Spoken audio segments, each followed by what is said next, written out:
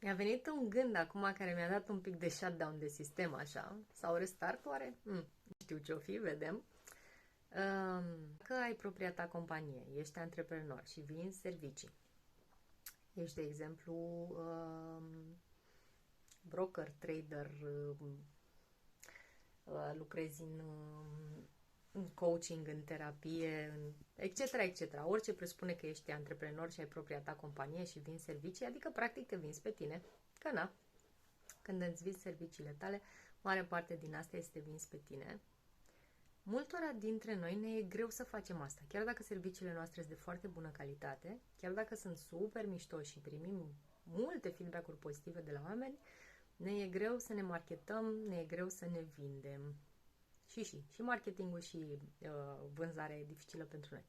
Băi, și mi-am dat seama că chestiile astea și marketingul și vânzarea sunt o formă supremă de a privi stima de sine, valoarea de sine, de la interior către exterior. Adică în loc să-mi iau validarea de la ceilalți de la exterior către interior, validarea mi-o dau de la interior către exterior. Nu știu dacă are sens și pentru tine, pentru mine a fost așa un fel de drop the mic, pentru că am evoluat foarte mult, am progresat foarte mult pe partea asta de stimă de sine, de încredere în sine, pe diferite subiecte și foarte specific pe subiectul meu de expertiză, pe domeniul meu de expertiză. Dar mi-am dat seama că e un threshold, este un prag mare de trecut ăsta în stima aia de sine care vine de la interior către exterior. Da, poate că o să zici, stai mă un pic, că toată vine de la interior către exterior. E, te ajută, te validează feedback-urile pozitive.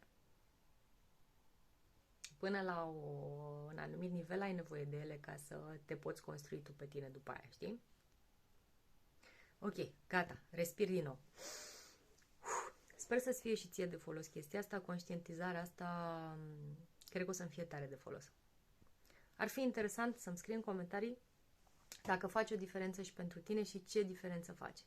Hai să urmărim treaba asta împreună, să vedem ce se întâmplă, dacă ne e mai ușor cu marketingul și cu vânzările.